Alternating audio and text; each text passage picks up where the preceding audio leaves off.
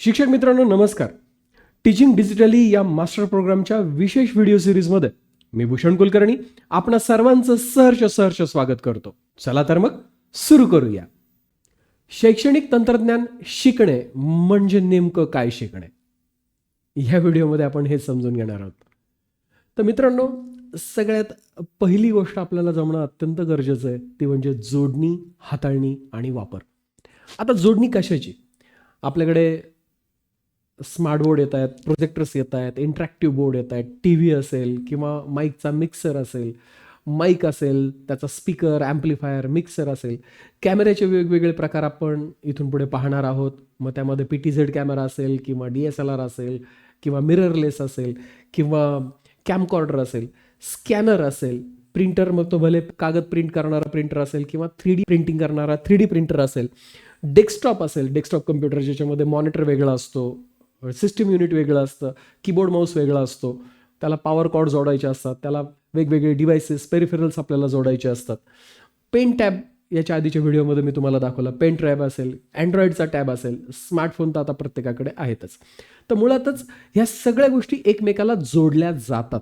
म्हणजे interactive panel असेल, त्याला आपल्याला अँड्रॉइडचा टॅब जोडता येतो. इंटरॅक्टिव्ह पॅनल असेल किंवा प्रोजेक्टर असेल तर त्याला आपण डेस्कटॉप जोडू शकतो, लॅपटॉप जोडू शकतो किंवा पेन टॅब जो आहे तो आपल्या लॅपटॉपला जोडता येऊ शकतो.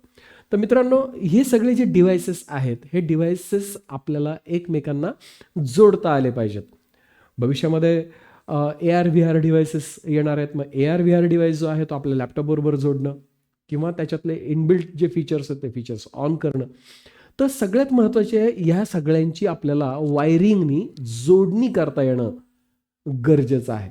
त्यानंतर प्रत्यक्ष त्याला हाताळणं आणि त्याचा वापर करणं, आणि विद्यार्थ्यांना सुद्धा त्याची हाताळणी किंवा त्याचा वापर, त्याच्या संदर्भातले जे काही प्रिकॉशन्स आहेत ते प्रिकॉशन्स विद्यार्थ्याला व्यवस्थित सांगणं की हे प्रत्यक्ष वापरताना कसं वापरायचं आहे. तर सर्वात पहिली स्टेप आहे, आपल्याला ह्या सगळ्या यंत्रणेची जोडणी करता आली पाहिजे.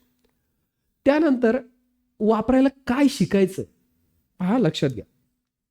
ॲक्च्युली प्रोजेक्टर जोडला, वरती तो तुम्ही सिलिंगला फिट केलेला आहे, त्याला स्विच ऑन केलं, तो चालू होऊन जाणार आहे, तो चित्र समोर टाकणार आहे. इंटरॅक्टिव्ह पॅनल जो आहे तो स्विच ऑन केला, तर स्विच ऑन केल्यानंतर त्याचे जे काही बेसिक फीचर्स आहे तो चालू होणार आहे. टी व्ही जो आहे तो टी व्ही तुम्हाला जोडला, चालू केला, टी व्ही चालू होणार आहे.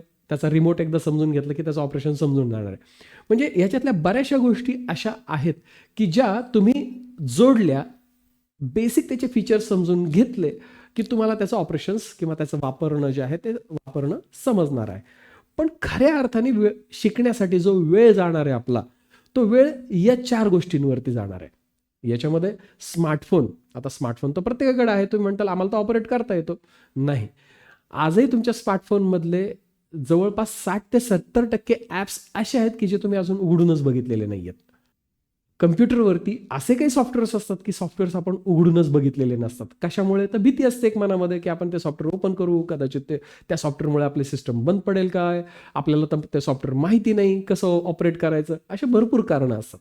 मुळात लक्षात घ्या, आपला स्मार्टफोन हा अँड्रॉइडवरती जर असेल आणि अँड्रॉइडचा टॅब हा अँड्रॉइड असेल तर दोघांचं ऑपरेशन्स हे सेम असतं. तुमच्याकडचा स्मार्टफोन जर ॲपलचा असेल आणि त्याचबरोबर ॲपलचा टॅब असेल तुमच्याकडे, तर दोघांचे ऑपरेशन्स बऱ्यापैकी मिळते जुळते असतात.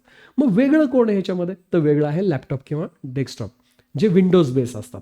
लॅपटॉपवरती सॉफ्टवेअर्स आपल्याला इन्स्टॉल करणं, लॅपटॉपवरती सॉफ्टवेअर्स वापरणं किंवा डेस्कटॉपवरती इन्स्टॉल करणं. डेस्कटॉप तुमच्या शाळेमध्ये असेल, तुमच्या संस्थेमध्ये असेल, तर ह्या डेस्कटॉपला स्कॅनर जोडणं, कॅमेरा जोडणं, माईक जोडणं, त्याचबरोबर प्रिंटर, मग साधा पेपरचा प्रिंटर असेल तर पेपरचा प्रिंटर, 3D प्रिंटर असेल तर 3D प्रिंटर जोडणं.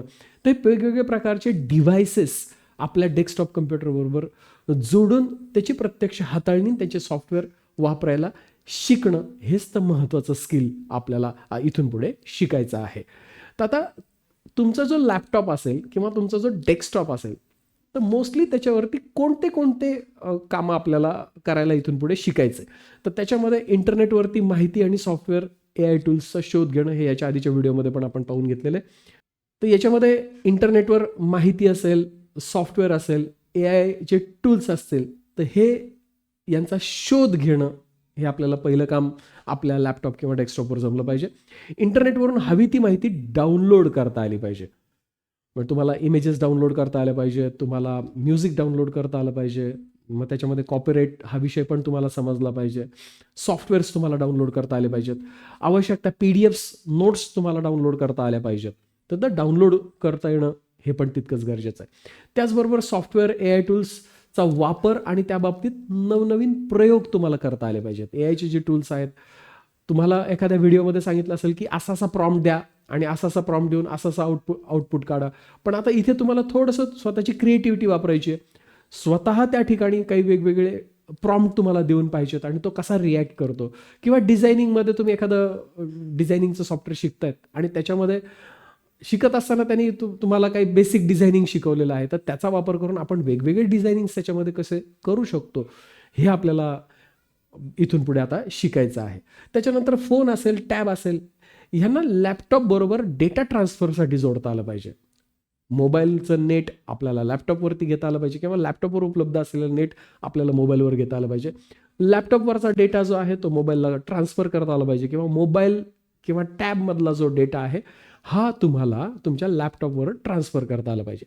लॅपटॉपवर डिजिटल टीचिंग कंटेंटची निर्मिती करता आली पाहिजे. हा सगळ्यात महत्त्वाचा फॅक्टर आहे. लॅपटॉपवर डिजिटल टीचिंग कंटेंट म्हणजे उद्या जाऊन आपल्याला क्लास घ्यायचा आहे त्याचा डिजिटल कंटेंट जो आहे तो आजच आपल्याला आपल्या लॅपटॉपवर डिझाईन करता आलं पाहिजे, प्रिपेअर करता आलं पाहिजे. त्यानंतरचं जे पुढचं स्किल आपल्याला शिकायचं आहे, क्लासरूममध्ये तर आपण सगळेजण व्यवस्थित शिकवतोच, सुंदर पद्धतीने आपण विद्यार्थ्यांना हाताळतो, पण अगदी त्याच पद्धतीने आता आपल्याला कॅमेराच्या लेन्समध्ये पाहून कॅमेरासमोरचं सादरीकरण जे आहे ते इथून पुढे आपल्याला प्रभावी करणं गरजेचं आहे. बरेच जण म्हणतात की सर आम्ही वर्गात तर छान शिकू शकतो पण कॅमेरासमोर आम्हाला बोलताना अडचणी येतात. काही प्रॉब्लेम नाही आहे.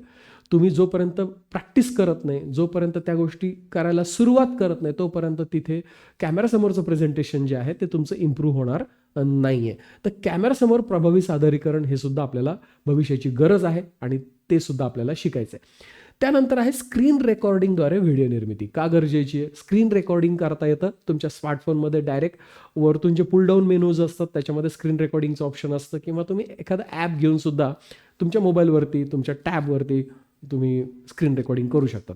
ज्याप्रमाणे आपण टॅब किंवा फोनवर स्क्रीन रेकॉर्डिंग करू शकतोय, अगदी त्याच पद्धतीने आपल्या लॅपटॉपवरती सुद्धा स्क्रीन रेकॉर्डिंग करता येतं. कशासाठी करायचं स्क्रीन रेकॉर्डिंग?